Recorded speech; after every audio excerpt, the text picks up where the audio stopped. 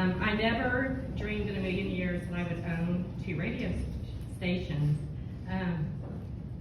I didn't go to college, and I got married when I was 18 years old.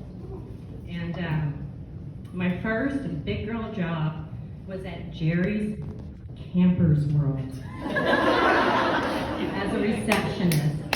And it was a great job, and I loved it, but I was so bored, and I would watch the clock. Tick, tick, tick. It was a grind. I dreaded going to work on Monday mornings. I loved Jerry James. He was a great boss. I was just bored. I wanted to be out in the lot with the guys. I wanted to sell those Winnebagos and those Jayco pop-up tent campers. But Mr. James did not think that an 18-year-old girl had any business doing that, and that was fine. I spent a lot of years doing secretarial work for companies from plumbing to law firms, and I was always bored, just making money. I started my family in 1990. I had 2 boys, and I always wanted to be a stay-at-home mom. It's what I wanted to do. It's what I chose to do. But I needed to contribute financially to my family. We also moved to Boonville, Missouri. And by the way, I thought Boonville was beautiful. Rolling hills, big trees, historical buildings. Remember, I'm from Oklahoma. My husband likes to say the only thing that's there is tumbleweeds and red dirt. Anyway. So I put an ad in the paper. I'm like, you know what? I can watch a couple of kids and still be at home with my children. And so I slap an ad in the Boonville Daily News, and apparently people didn't want to do daycares because my phone rang off the hook. 8 years later, I still own the daycare, and I'm in the middle of a divorce, and I need a real job. Not a real job. I had a real job, believe me. But I needed a job with a future and with benefits. And there was an opening at the Boonville Daily News in the advertising department. I'm like, I can do that. Surely I can do that. You know, my dad was in sales, and he was very successful. And he was good at what he did by getting to know people, and he cared about people. And he had a natural, general art of conversation. And there was always a book on our bookshelf, How to Win Friends and Influence People by Dale Carnegie. And as I was growing up, I was always drawn to that book. I'd take it off the bookshelf and I'd open it up and I'd just read whatever page I opened it to. And I remember reading, people love to talk about themselves, much like I'm doing right now. And, and my dad also gave me the nickname Motor Mouth.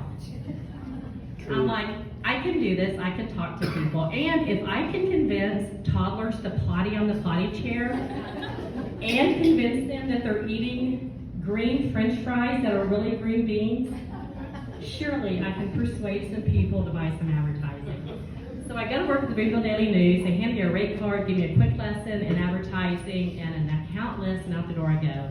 And I remembered how my dad sold, and I got to know my customers, and it wasn't long they became my friends. And I cared about their business, and I cared about Boonville, and I cared about if my advertising helped them. Along the same time, I met a guy named Matt Billings. Woo! And his family owned the local radio station, KWRT and KWJK in Columbia.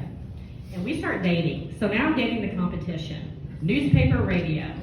It made for some really interesting dates. He used to say I wasn't any competition because newspaper could not compete with radio. And I said, you know what? You can't stick radio in a scrapbook, buddy. And so we had a lot of fun, and we married in 2005. And he convinced me to go to work for the radio station. I'm like, oh my gosh.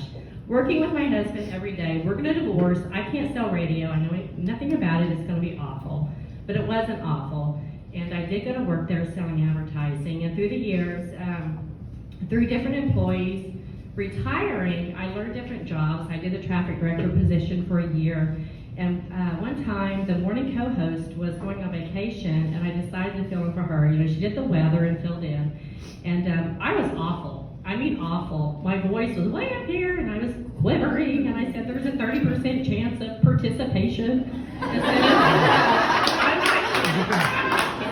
I was horrible. But that old nickname, Motor Mouth, the one thing you don't want in radio is dead air time. They didn't have to worry about that with me. So I went on to do that full time and still selling in the afternoon. Well, Matt's parents decided to put the radio station up for sale in about 2009. And Matt I think he was born at the radio station in KWRT. I'm not sure. I think his mom gave birth in the back room because he's been there for a long time. And he knew all the ins and outs. He knew the engineering, and he knew the FCC stuff, and he knew the programming. And I could sell and write commercials and do the show. And so we thought, we can buy this. Let's do it. It was the most happiest and terrifying time of our lives, but we did it. It was during the recession. It was during a time when Sirius Radio was really coming on. Small businesses were dying. You know, advertising was falling off. We're like, what can we do to make KWRT make it local? Local. We offer local news, local weather, local sports, local community events, and our listeners tune in, and we have a wonderful partnership with them. And we're involved in Boonville. We have the same philosophy that KWRT is only as successful as Boonville is. And so we both volunteer. We give a lot back to our community because it's important to us. We love Boonville. And Matt is on the City of Boonville Planning and Zoning Commission. I'm on the Board of Directors for the Boonville Chamber of Commerce.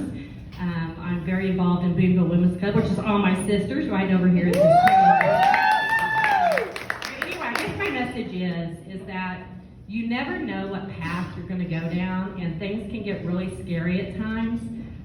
Just do it. Find something that you love to do, because I am definitely not bored doing what I'm doing now. Motormouth found her place. And I want to thank my husband, because he always pushes me to do bigger and better things, including tonight, because I would have never done this in a million years. But I'm so glad I did. Thank you.